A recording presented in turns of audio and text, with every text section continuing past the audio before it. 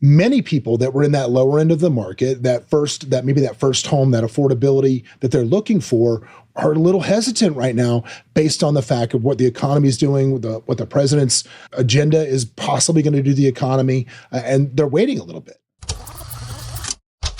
Last year, we closed around 2,100 homes in January, about 21 and change this year. So not a huge change, but what's your take on the market? What's the pulse? Well, there was a huge change actually in those numbers, though, is what we saw. Something happened in the first month of 2025 that was actually really an anomaly and amazing to us. We finished the first month of business in the first slot, number one for highest volume. And that's really strange because we should not have finished there. And the reason that we did is if you look at the market, it kind of says that the high end was flying.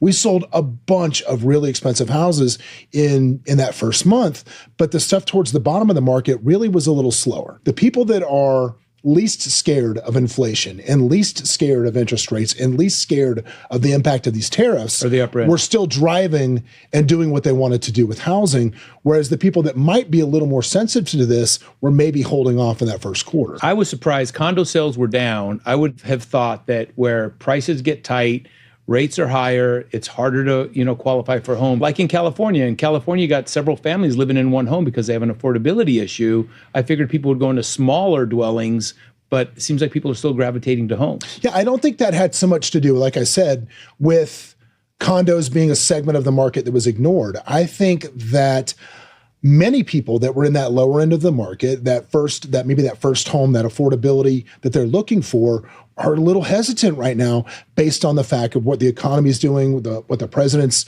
agenda is possibly going to do to the economy, and they're waiting a little bit.